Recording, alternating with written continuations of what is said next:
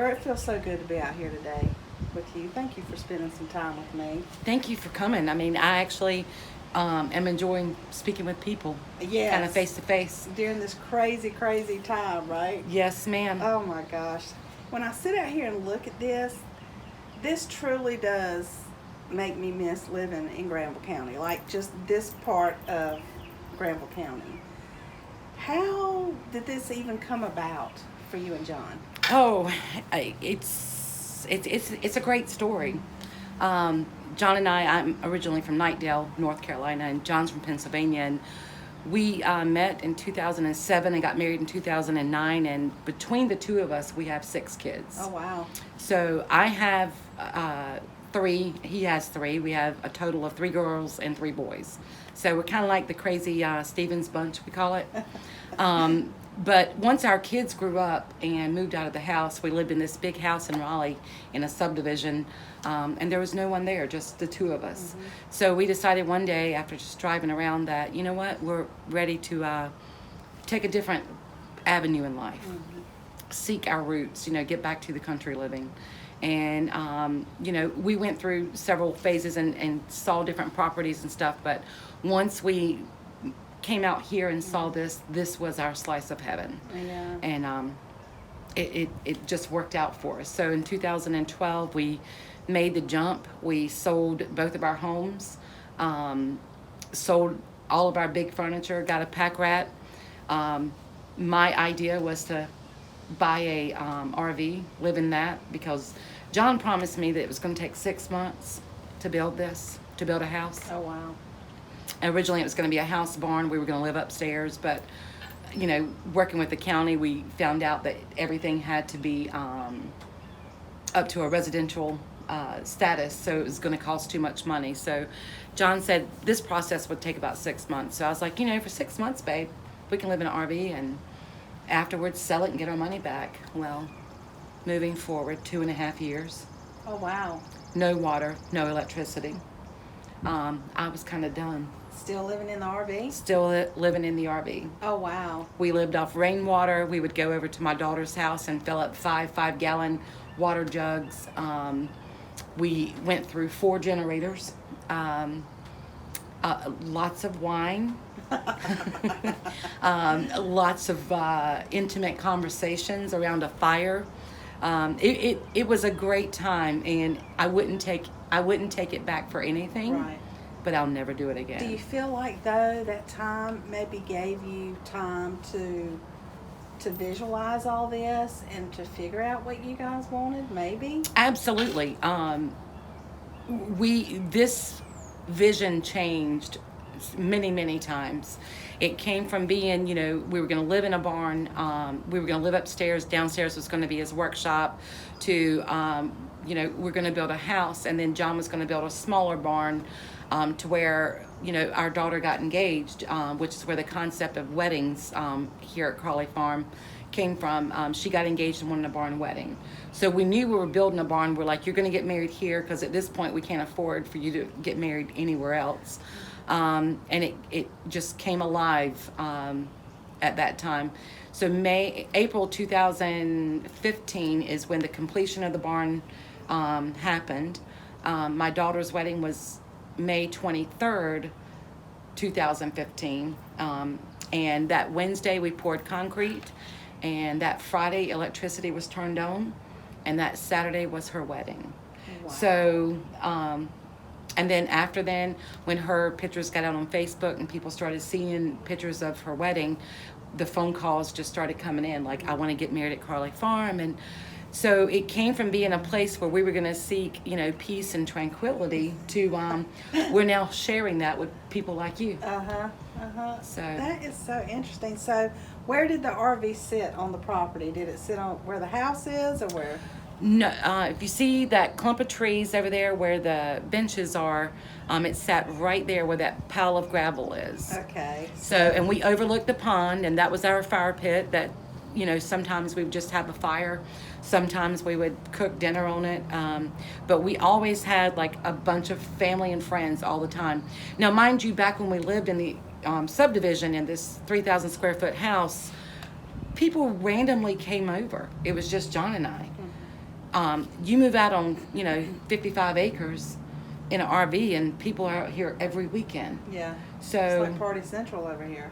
well, I wouldn't put it so much Party Central, but we have a good time. Yeah, yeah. So what came first then? The barn came first before the house? Kind of like the chicken and the egg. Okay. Yeah, well, in our situation, they came at the same time. Oh, wow. What a So- frustration headache. Yeah, so November 2014, the barn and the house started being built at the same time. And I'm sure if you look back on the history and the weather data at that time, it was one of the coldest, rainiest, snowiest seasons of all time. Oh, wow. So things were put on hold a lot. Work couldn't be done. But that's essentially when we broke ground. And like I said, the completion of our house was April 1st, 2015, and we were able to move out of that RV. I did sell it. I gave the guy 7 days to get it off my property. I will never live in an RV or stay in one again. And then the barn completion was May 23rd. But we had two separate builders for both of them. Oh, wow. How interesting is that? So when was the house complete? 2015 April. I'm trying to remember. 2014, weren't we having some economic craziness then? I've had economic craziness since 2012. Since the whole purchase of the thing? Exactly. I'm just thinking that 2014, people were still doing layoffs and things like that. So I know 2008 was like crazy. I know that there was at some point where it was hard to sell houses, and like the housing industry was overpriced and stuff. At the time that we sold everything in 2012, I think things were getting better because we were able to sell our homes. We had two separate homes, and we were able to sell those rather quickly at a great price. But I work for the school system, so I had a pretty secure job. And then John works for a commercial construction company, so he was pretty secure. Gosh, as I well. totally forgot that you were a school teacher. Tell me about that and how that transition to this. To this, or how I incorporate it with it. Yeah. I actually taught kindergarten for 9 years. And then I went into administration at a Montessori school in Morrisville, North Carolina, Sterling Montessori. And I was there for 17 years in that role as assistant director. And I got to tell you, it's helped me a lot in what I'm doing today because I love to educate people. So in doing the weddings and the workshops and the different things that we do here, I also do field trips. And it's funny, I have teacher friends, that I worked with that, have come out here with their groups of children. I've had children that I taught years ago come out here now with their children. So, to see all this turn, it's just been pretty amazing. That is so fun to think about that. So what kind of field trips do you have out here? I actually do custom field trips. So I like to work with teachers with the curriculum and build a field trip based upon that. I'm not one of those that has, your little trains and all these kind of things. Mine are unique hands-on activities. I worked with a 3-year-old program when my grandson was 3.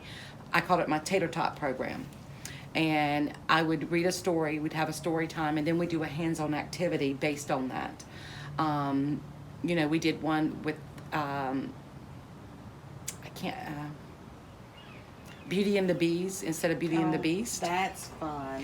We did, I can't think of the Jack and the Beanstalk. But there's been all kinds of different things where you incorporate the farm, the product, and you do something with it. So we've really, really enjoyed taking that on. since I've had my second grandchild, I've not been able to get back into that little program, but I've worked with middle schools and upper elementary schools where they came out and they had to put together lean-tos, and they were just given instructions on, you have to make a structure for 4 people to live in. And we gave one group twine, and we gave one group string, and they built like teepees and forts and stuff just with items that we went on a hike in the woods that they were able to bring back and make. And it took them all day, and then we made we showed them the differences between a store-bought egg and a farm raised egg, and just the different colorations and taste, and all these it's just amazing to see science come alive. So Gena, how many field trips did you have? Usually per year I'll do anywhere from 4 to 6 field trips a year, and I've kind of capped it off at that, because again, I'm not looking for a huge amount of numbers to generate revenue. I'm looking for the unique experience. So I'd rather have one classroom at a time come out and get to know me and get to know the curriculum that I am actually trying to teach them. So, and given everything else that, Crawley Farm does, it's really difficult to have, one class every day and make it unique to them. So right now, Crawley Farm is doing about 6 to 8 field trips a year. So if you're looking to get into that, give us a call. That's really kind of neat, though, because I didn't know that. I did not know that about Crawley Farms, or that you were doing that. Totally forgot that you was in education. And and it's making me smile now, because as I talk to seasoned women, I am finding that the majority of us, whatever our previous life was, it flows into our current life in a good form. It does.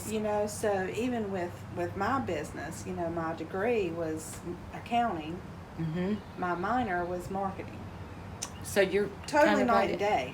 Yeah. And I love both of them. It's one of those professions, just like teaching, either you love it or you don't. Right. Accounting was the same way. And so I find in my business now that the accounting certainly helps tremendously, and then my marketing certainly helps, in that. So I think something else that I've done is, I took my my passion of education, as well as what we're doing here at the farm, and trying to generate income, and after I left the school system, and now doing this full time, just trying to find different ideas and different ways, and getting information out to people on how to do things. My biggest passion is cooking. Like, I love to cook more than anything in the world. So last year we actually started Crawley Farm cooking classes. And we had 4 or 5 successful classes. It was just something that I wanted to do. I've seen it offered other places, and I thought that's every time I put something out on Facebook or wherever, or take a covered dish somewhere, people are like, how do you do that? And it's like, you got to learn how to be like Gena, because Gena doesn't measure things. I cook with love. And so we had, I am from the South, so we had menus like Southern Comfort, where we did macaroni and cheese, a 5-cheese mac and cheese. We did chicken and dumplings. We did, shrimp and grits. So those kinds of things. We did Southern Delights. We did Southern Amazing Appetizers. And that's something that we are going to get back into this year and start offering as soon as we can. But I also want to get into that with children. And these are classes that I'm only going to offer once a month or once every other month. It just depends on timing and stuff. But there's a lot of work that goes into that as well. So again, it goes back to a unique experience. It's something that's unique not only to Crawley Farm or the individual, it's also unique to Granville County, because Granville County doesn't have as many opportunities as our surrounding counties, such as Wake and Durham. So we're trying to step out there and let ourselves get known, as well as you know. So what experience are you wanting the kids or adults to have? I just want them to cultivate the experience of here and move forward with, I don't know, maybe instill passion in them. Right. You know, it's almost like gardening. You know, when I worked at the Montessori school, one of our philosophies was they had outdoor gardens. So children would go out and grow their own food and, you know, cultivate that. So that's some of the stuff that I brought here, and I did it on a very small level. And being in the country and having 50 acres, it's easy for me to have a garden. When you live in Cary, it's very difficult to have a garden space if you live in an apartment. So I taught people last year how to have a patio salsa garden. You only needed 4 plants, which would be a jalapeno plant, a cilantro plant, a tomato plant, and an onion plant. And you have fresh salsa at your fingertips every single day. You can throw in an avocado, you got guacamole. You can throw in some corn and black beans with your avocado, with your salsa, you have cowboy caviar. I mean, there's just so many caveats of how you can do that. That is so cool. I didn't even think about that. Yeah. So. And you know I love some Mexican. Oh, You know I love some dips and salsa and guacamole and. Yeah. Oh. I'm right there with you. Have it right there at my fingertips all the time. And if I can just teach people to do it, and when I come and visit them and it tastes as good as mine, I mean, it's a win-win for me. That is awesome. I think it's really neat though that what your passion is to help people and maybe bring out passions, especially in children, because they may not know yet that they like to cook or anything about cooking, or they may live with moms like I did who despised cooking, who didn't teach her daughters how to cook. Right. And therefore my sister and I now still don't cook. And I've heard that in a lot of instances, even when I was teaching. I had a teaching class that I taught in the after-school program for many years, and it was called Cooking Around the World. And, you know, I would have 3 to 6 year olds in my classroom in one segment, and then I would have, 6 to 9 year olds in another class. However, I would always allow them to use real utensils. So for some parents, the idea of a 3-year-old using a paring knife, a real paring knife, and not one of the little hard plastic ones, it terrifies them. But you just have to show them guidance and, how to do these things. And, I've seen kids flourish. I just saw one of my students who took my class years ago. He's now his first year in college, and he was doing sugar sculpting the other day. And he did a dragging out of sugar, and I've never seen anything like it in my life. And in the back of my head, he's never going to come back and say, Miss Gena, like, you started my passion. But it was like, I remember when you were 3 and you took my class. So hopefully it instilled something. But that is just really, really cool. So when did you transition from being a teacher to being the owner operator of Carly Farm? In October 2016. So my daughter's wedding was May 2015, and we decided right after then that we would open to public possibly in May of 2016 and just get our feet wet and see what we could do. We still had a lot of building and stuff to do because finances and stuff. All of the work at Carly Farm is done by John and other people that help, such as our friend Joe. And my son-in-law Josh. All the lofts that are inside, the bathroom areas, our area, our holding area where the kitchen is, all of that was done by him. And again, it was done for us because this is our workshop area when we don't have weddings and events.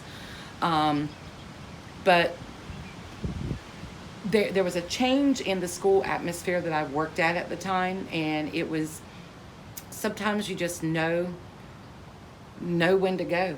You know that, when to hold them, know when to fold them. Yeah. And I decided that year that, God had placed something in my path, and I just couldn't say no anymore. So October 2016 is when I officially retired from my job and started the Crawley Farm adventure.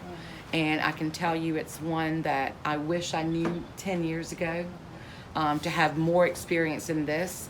But I love waking up every single day with something new on my agenda to do. I love having conversations with you all the time about Crawley Farms and what you're doing out here and the ideas that you have and how creative you really are. And Well, thank you. I totally see how you being an educator and a teacher, I see it all through. Right. I see it all through you. I see it all through the barn. I see it in your planning, when you're wedding planning, because people don't know that you're a wedding planner too. Right. And just down to the little details of the napkin holders and The table settings. Yes, and all that stuff that you do. And I just not everybody has that gift. You're right. So I see that. But when you were transitioning from being teacher, educator to owner operator, it takes a lot of courage to make that decision, to make that step, Yep. to finally do that thing. Right. How did that feel doing that? Again, a lot of people are going to say that they always look for a sign from God. And I'm going to tell you, in October 2016, I didn't get just a sign, I got a hurricane. That was during Hurricane Matthew. So what happened was, in May 2016, one of my best friends, she was a parent at the school at Sterling, Tracy Callahan. She is the founder of Polka Dot Mama Melanoma Foundation. And that all came about with a conversation with she and I. She wanted to have a party to kick melanoma in the ass. And at the time, we had just bought our donkey. We had 3 donkey at the time. And I said, well, you can have a party, but you can't kick my donkey because Peter wouldn't like that very much. And this was in September 2015. We had this conversation. Well, she took it and ran with it and started her Melanoma Foundation. And that was her first gala, was the grand opening of Crawley Farm, May 1st, 2016. So, like I said, I was working at the school and wasn't happy with, some things that were there.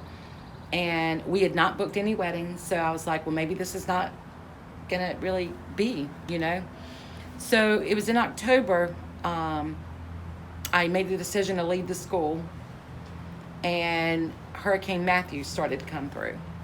And one night, it was a Thursday night, about 10 o'clock, my phone rings. And we know Matthew is coming. And yes, I did get my bread, milk, and eggs. I was going to make my French toast.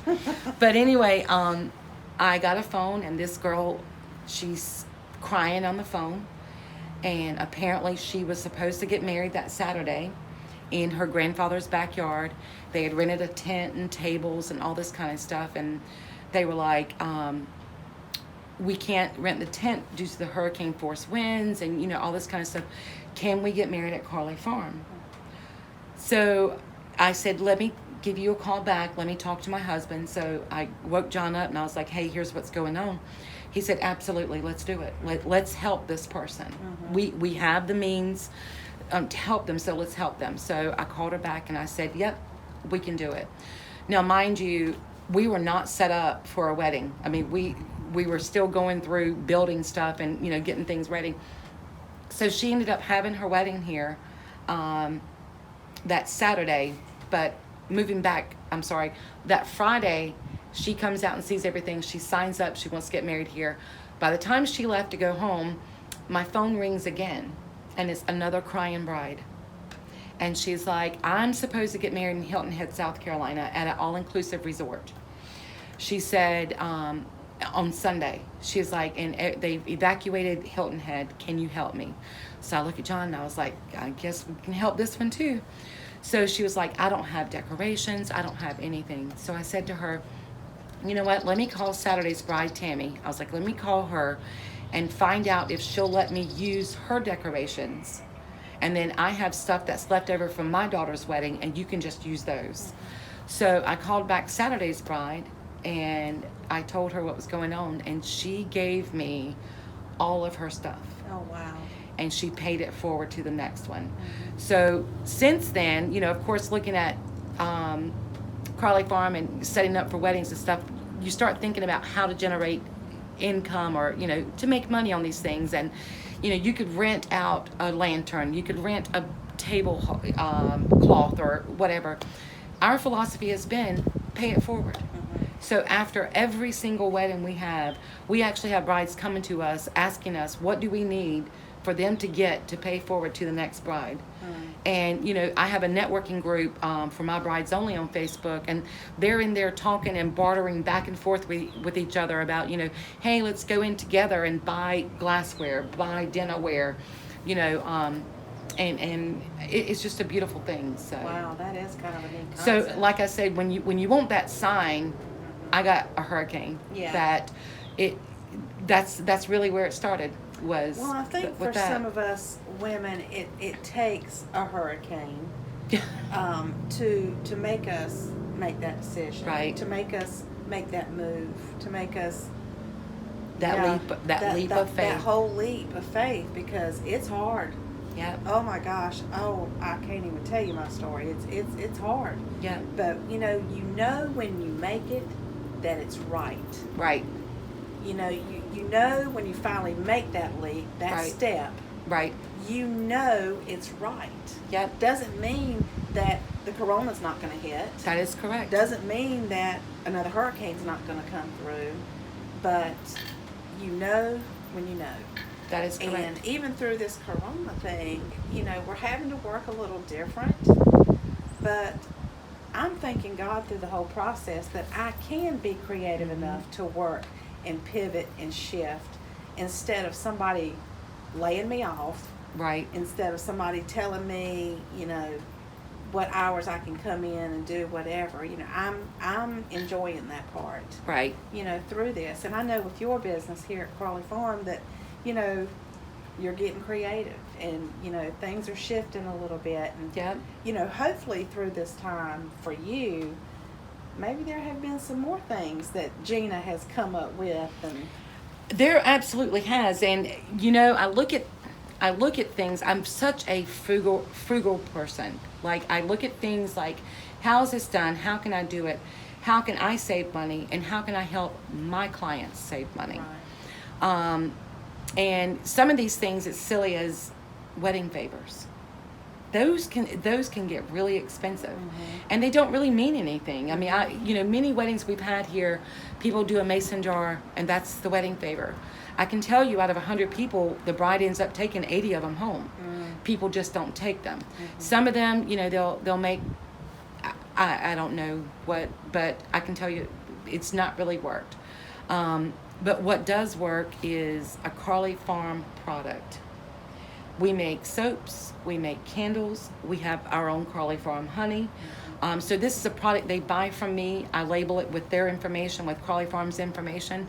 It's funny sometimes to go around, especially if a bride has chosen assorted fragrances for soaps, and people are like arguing about who's going to get these soaps, and then people will come and say, hey, do you have any more of that love spell soap?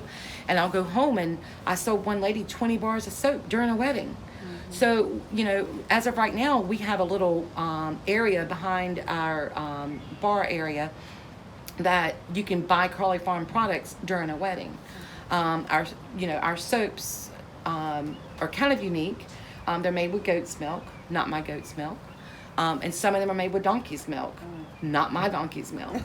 But when we first got the farm and we got Donkey to help protect us from coyote and stuff, I told John, I was like, John, we should get t-shirts made that say Carly Farm, cutest ass in town.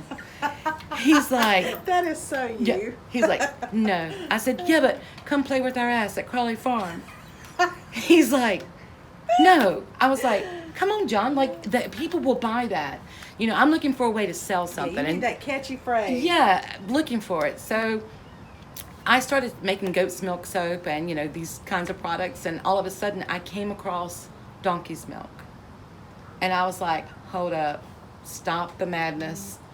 We now make ass soap. Carly Farm has a soap to clean every ass in your life. Whether it's a whiny ass, a crazy ass, a drunk ass, a slow ass. We even have one for a skanky ass. Oh, because it's coming from the donkey. It's a donkey's milk soap. And I'm telling you, this past Christmas, I could not make it fast enough. Yeah. So, you got to find your niche. Yeah. And I think we found ours, like, with the soap. Not just, some people buy it just for the name. Some people want the clean version. We offer both, but we've enjoyed that. Well, I have had both of them, and I love both. And your ass is so clean. Yes, most of the time. Most of the time. See? So I love the soaps. Of course, my favorite at this point, my favorite Chardonnay at this point. The whiny ass. Yeah. Yep. Yeah, that's my favorite at this point. And then, the candles are just... The candles, we use soy wax and we put beeswax in it to make it sustain a little bit longer. It burns longer. It's a cleaner burn. And we use fragrance oils that we uniquely pick and mix together. One of our best seller is A Walk in the Woods. So I sat, around my fire many a nights, like trying to figure out the names of all my candles and soaps. Like we actually named them ourselves.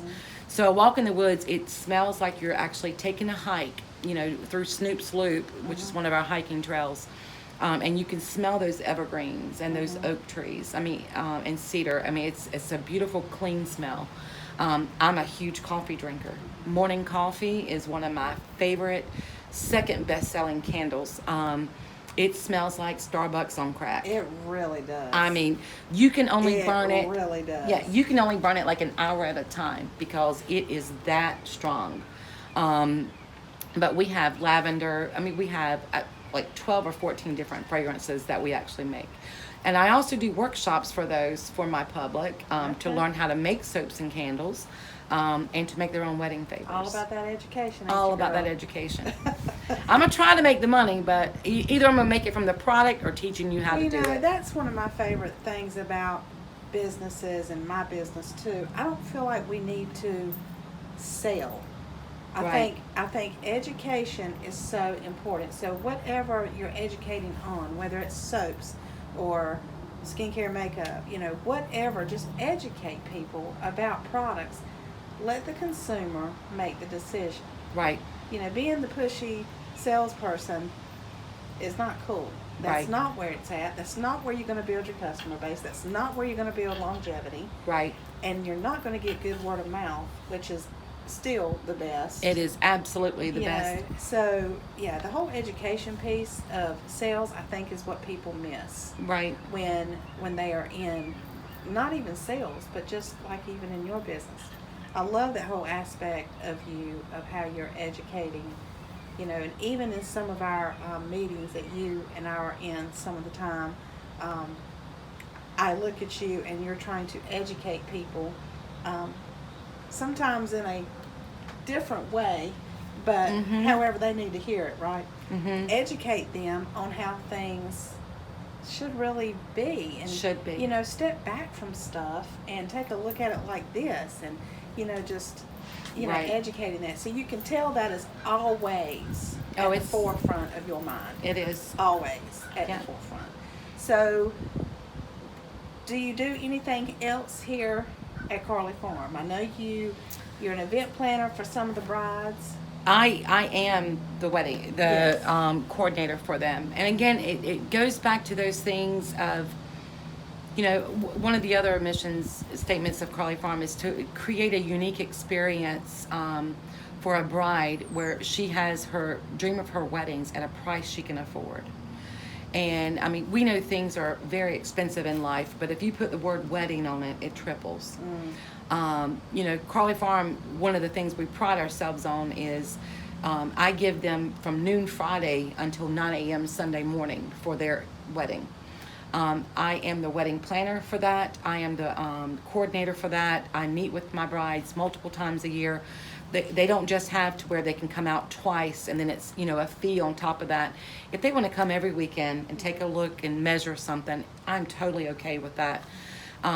They come here as a client and they leave as family. I was going to say, I hope you said family instead of friend, No, because they leave as family. I've watched, again, with me and you doing some of our own interactions, I've seen that in you, and that's one of the things that I have always appreciated about you, and that's how I operate in my business, because I want to be able to look at you and sit in these rocking chairs and talk like family. Right. Like even with other venues that are in our area in Granville County, because there's, it's a small county. We don't have a lot of population. And when you got 5 to 7 venues that have popped up, virtually at one time, some people may look at that as a competition. I tell people, I'm like, you know what? There's 52 weekends in a year. I cannot host every wedding. But what, I've done in working in partnership with, a lot of the people in our area and outside of our area is I'm educating them on, know your worth. Know what you're worth. Don't underprice yourself. Don't overprice yourself, because you want to make it. And word of mouth is so very important. That's one of the areas, and I know that people who spend thousands of dollars on marketing, I don't. I may spend maybe $500 a year, and that's just for like a Facebook push or something, but mine is word of mouth. And it's been, I've had several sisters get here, different times, of course. I've had, a sister, and then years later, her brother came back. So I have returning families that have come back to me, or they send people to me. I have people who drive here, from other states. I've had a whole family, the bride and groom were both from California, flew their whole family from California for the weekend. Wow. So, Crawley Farm has been an asset, as well as these other venues, to our small county, where, the hotels, the restaurants, the grocery stores, everybody is benefiting from this. Yeah, everybody's on board, and I love that even the photographers in Granville County and the makeup artists and all that, and talking about the other venues, they are all so absolutely beautiful. Everyone is so unique. Yep. The owners, are awesome, and I just, each venue has its thing. Yep. And so whatever that thing is that bride is looking for, Yep. Is here. I tell people, your venue is like your dress. Yeah. When you know it, you know it. I've had people come here and they love it on paper, in an email, and they get here and it's like, well, we'll let you know, and I don't hear back from them, and I'm not upset about that. I have other people who have come, and I know that they can only meet with me for a certain time because they have scheduled 3 other tours in that day, and then all of a sudden they tell me, we want to book right now. Give me a minute so I can call and cancel my tour at the other place. And that makes you feel good as well. But, everybody's different, and it's going to fit everybody's taste different. So Crawley Farm is definitely unique in its look and its character. Right out front here, you're going to see hay fields. And we, actually right now, it kind of looks bad because I cut grass last week, but thankfully the grass is growing. But right out from the grass, that's hay fields. And I really think I should put a sign that says, say hey to the hay, or wave hey to the hay. Because we've actually had weddings where people come from, downtown Cary, Raleigh areas. And people don't know who I am during weddings. I don't have a sign that says, hey, I own the place. Or, No. I blend in as much as I can, because if they're giving a compliment, I'm like, oh, thanks. But if they're making a smart remark like this one, it's like, oh, I'll let the owner know. So I go tell John. But he was like, you would think as much money as they pay for this place, they'd cut the grass. So they don't understand that. They don't understand that that's not grass. That's not grass. Hay. That's clearly hay. Yeah. I can look at that and tell that's hay. So and then you guys bale your own hay. We do right? bale our own Yeah, hay. yeah. Normally, we try to bale it like 2 to 3 times a year. Last year, we only got two balings. It was due to it was so hot and everything died off, and Yeah. so. But we actually sell our hay to local people around. We have Timothy grass hay. We didn't know the value of that until we went to southern states. I didn't know they had names. Oh yeah, well, equine eat different nutrients, Okay. and your ryegrass is not so good for horse as it is Timothy grass. So Timothy grass you can feed like just about all equine Okay. cows, horse, donkey, all that kind of stuff. Ryegrass only a certain breed of animals. Yeah. I am not a veterinarian, so don't get me there. But I know that what we grow is good. And it's enough to feed our animals. We sell our first cutting every year, and then our second cutting we actually store for our own animals. Mm-hmm.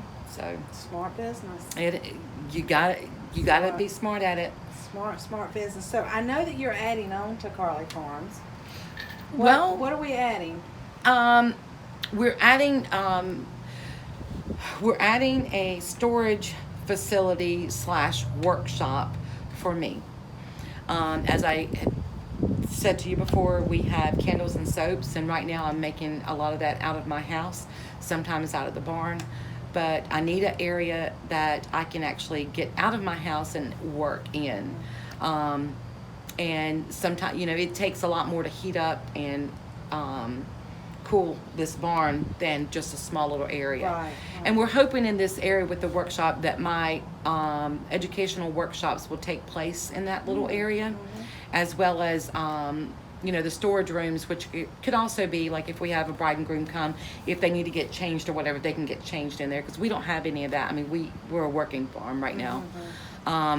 But I mean, that could be something they could use. But I could also have an area where once a week, if I have, my jams and jellies from my other farmer friends, if I have, products that I've made, if I have, products from some of my other local people that they want to sell in there, they're able to come and do that, a certain day a week, or even a couple of hours during a wedding or an event that we may have here. So we're looking forward to that. We don't know when that's going to take place. Everything is time and money around here. And with the times of Corona right now, like, you don't want to spend any money. Right. And John and Joe and Josh do all the work. So we don't pay and contract out to builders. They actually do that work. And, we're fortunate right now that John is working from home. Bless my heart. Yeah, bless your heart. But John's working from home. And so, even though I see everybody, and I'm so jealous of looking at everybody's projects they're doing at home and getting stuff done and backsplash, and kind of nice to be able to do that, but, right? But at the same, because Lowe's and Home Depot, girl, oh my gosh, you can't hardly get in the place. Well, we've ordered a lot of stuff and had stuff dropped So off. it's kind of nice that people have had time to do that kind of stuff. That Right. you slow down long enough, but at the same time, it is money. Yeah. Yeah, you may have some time right now, but then there's the money, and then do you want to come off the money right now to do and your projects are not little. They're little not projects. Right. So I mean, we've taken on a couple of like little projects. John built a which is when you go back to our original blueprint of our barn. John had wanted an outdoor shower for when he's working out, or if he working out on the farm, or if he's hunting. He's able to take a shower and get all that off before he comes into my house. So we were never able to finish that. So we had some leftover wood, and he actually finished it. Oh, nice. And every day I wake up and take a shower at house, and he's like, "Why didn't you go and take a shower at the barn?" I'm like, why didn't you go and take a shower at the barn? But one day I'm gonna take a shower outside for him. So Yeah. I know that you are. I know you'll fix me if I get this wrong. Director of Agriculture. Director of Agritourism. District Director of Agritourism of North Okay. Carolina. How did that come about? So when when you have a working farm and you invite public in, there's rules and regulations and, insurances. There's all kinds of things that are involved in that. So my first thing I did was I went online and I was like, if I were to have field trips or weddings or, whatever at my farm, like, what am I able to do? And I found the term agritourism. Agritourism is when, you allow people to come in on your property as a working farm. And there's certain criteria that you have to meet. And, there's 5 different areas. And don't ask them off the top of my head because I can't think of all of them. However, I do know Crawley Farm meets all 5. You actually only have to have 1, but we have all of those. And I met wonderful people such as Annie Baggett and Steve Troxler. And, I learned about this networking group for agritourism. And I went to one of the conferences one year, and again, being an educator, I decided that I have a background that I can help others. So I think I have about 18 different counties that's in my district. Granville County is one of them. There's the Carter region, which is Granville County, Vance County, Durham County, Warren County, and Person County. And there's an app out called NC Farms or NC Farm Fresh. And we were the second group that was actually on this app. So you can actually download this app and go and look and find different farms that are in your area, the different things that they sell, whether it's jams, jellies, chickens, flowers, weddings, whatever it may be. But I'm proud to say that, because I'm one of the district directors, I was able to get Granville County area as the second one that was in on this app process. So last year, well, actually this year, it was in February, we have workshops, conferences every year, and this year they held it in Asheville. And I actually gave a conference, a workshop at the conference for Agritourism 101, because everybody seems to think that they can, open a wedding venue. Everybody seems to think that they can have a pumpkin patch or a corn maze or these things. And again, there's steps to all of it to do it correctly. So anybody out there that's thinking about doing something like this, feel free to contact, send them to me, because, I'll educate them on what the proper steps are in getting this done and getting it done right. So I didn't realize, I guess, that there was a group that took care of that. I mean, I know with doing things, there's always permits and, that kind of thing, but I didn't realize that, I couldn't just buy land and do whatever I want to with it, Everybody thinks that. Yeah, I really thought that you could do that until talking to you a few months ago. Yeah. And I was like, oh, really? No. You have to, figure out what the zoning is in the land that you're buying. You have to talk to the people in your zoning department, in your planning department, kind of give them an idea of what you're doing and where you're going from there. Sometimes their idea of what they said that you could do changes, and, again, with me joining the agritourism department and knowing the rights of what a farmer has in North Carolina, it educates them as well. Because, when we first moved here in Granville County, they were like, oh yeah, agritourism, you can do it. And then all of a sudden they're condemning our building. Mm-hmm. And it's like, wait a minute, you can't do that. We follow the rules. Mm-hmm. We've done all these things. And, we come to a happy place with Granville County now, with the county. But it took some time and some money and some education. Some education. Yeah. Wow. So, but we did it. So with the coronavirus here, and this is now almost May, so when are you able to do stuff here? Things are iffy for everybody around it. There's such a time of uncertainty. And there, people are talking about the new normal. What is the new normal? With a wedding at a barn, on a farm, most people want to have, a barbecue buffet line. We're looking into things now moving forward differently. Instead of, you know, we can still have a buffet line, but we're going to have people there that actually serve the food. You know, hand sanitizer stations. Even though we've had, because, you know, during weddings at Carly Farm, that's different from everyone else, is we bring our donkey and goats over to a petting area. And we have offered hand sanitizer there. We also have a sign that says, please go to the bathroom and wash your hands, which is the best, you know, source to do anyway. But now in those high traffic areas where there's a guest book, where there's an appetizer table, where there's the bar, you know, where people are going a lot and using their own hands for things. It's like we're going to step up, you know, those things there. We're looking all the time with, you know, the state of North Carolina, you know, what are the CDC guidelines? What are those 3 phases? And how we can do that, because, you know, where we're regulated to have 266 people or less in our barn, you got to factor in your vendors. You got to factor in, you know, all those people, in addition to, you know, the bride's own party. And in speaking with my brides now, or clients, I should say, even if you have a guest list of 200, the uncertainty of guests traveling now and actually coming out is scary for a bride, because even though she might be planning for 200, she might end up with 70. You know, a huge difference. And it's a huge difference. And people are just scared right now. You know, they're scared to get into crowds. So I, for one, am for reopen NC safe. I want to see the businesses and stuff open, but I want it done safely, because my biggest fear after having to postpone 12 weddings from the spring is if you open everything up quickly and people start to get sick and they close it down, it's going to take a lot longer to get through.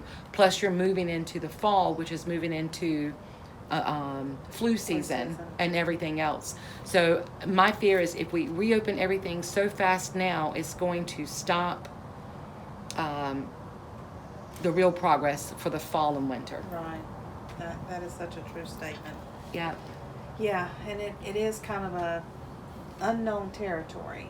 You know, we've never been here before. So we truly have to respect the powers that be. You know, typically the one I'm talking about is, I call them Dr. F, you know, the people who know the data and are watching the data, you know, very closely. I know a lot of people feel differently about their governors, and, you know, because the governor's doing this or governor's doing that. You know, I feel like at this point, you know, everybody just needs to give everybody a little bit of grace, because this is uncharted territory. And You know, I was telling somebody the other day, when a tsunami happens in another country, it only affects a small amount of people. When a hurricane happens, it only affects a certain area. The same with snow. You know, we get it here in North Carolina, it closes us down for a while. Midwest, they get it. You know, it's still a certain area. This is the first time in our lifetime. We're virtually the same age, but you can ask, you know, my aunts and others. This has never been where it closed the entire world. Right. And, you know, my one hope from this COVID-19 is it teaches people empathy. You know, we're all in the same boat. Right. Your boat might not look like mine. Right. But we're all in a boat. And, you know, you got to stop and be thankful for, first and foremost, what you got. Be thankful for the family and friends that stick around. Again, when I go back to my Crawley Farm clients, these girls and their families have not even second-guessed leaving us and going somewhere else to get married, you know, or giving up on their hope for a wedding. And we're going to do everything in our power to do that.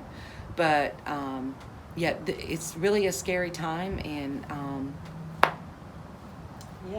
we're just going to make it work. We're going to make it work. Yeah. We're going to have a T-shirt later on that says, made it through. Made it through. That's right. Yeah.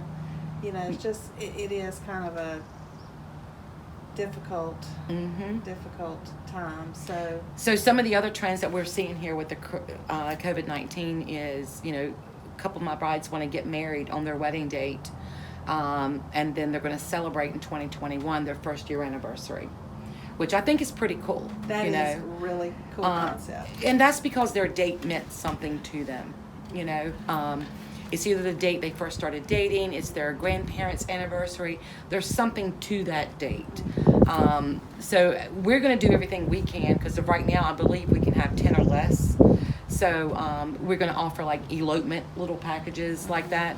And that's only for people who just want to elope. These are not for people who are booked at other venues where I'm taking their clients from them for more revenue. I just want to do something special and unique for Crawley Farm during the time of COVID-19. So, yeah. So I just want people to see Crawley Farm. I think let's show some screenshots of Crawley Farm and how it is. And I know you have a website that they can go to. Yes. It's Crawley Farm. It's www.crawleyfarm.com. Okay. And that's Crawley Farm, not with an S. Right. We only have one. You don't want two girls. Yeah, and my name is actually Gena Stevens. I'm not Carly. People call me Carly all the time. And I quickly let them know that Carly is our beautiful, beloved dog. Aww. So we got Carly from a rescue shelter in Durham County back in 2010. So she's about 10 years old this year, but Carly is our dog. Yeah, that was an interesting story when you told me that for the first time. Yeah, well, people call me Carly all the time. I thought your name was Carly, and I'm like, Gena? Oh, okay. Right? And then you gave me the lowdown real quick. Carly, I'm like, yeah, hey. I'll answer just about anything. Right. But, yeah, it's kind of funny, though. But I told John when we first bought the property, because it was called Belltown Road, or Belltown Farms. Mm-hmm. And so we were able to name the street and name the farm. So I told John, I was like, Crawley Farm for the dog. And I was like, for the street, I think you should name it Gena's Way. Because? Right. And he said, no. He said, I'll lose my man card on that. And so, I couldn't get it way. I mean, everything's Gena's Way. So you have a Facebook group as well, right? We do. It's a Crawley Farm. We have a Crawley Farm Facebook page. Okay. And then I have a private group that's for my clients. It's a networking group for my clients. Are you on Insta as well? We're on Instagram as Crawley Farm. Okay. Yeah. Awesome. So yeah, let's show these people some screenshots of Crawley Farm and.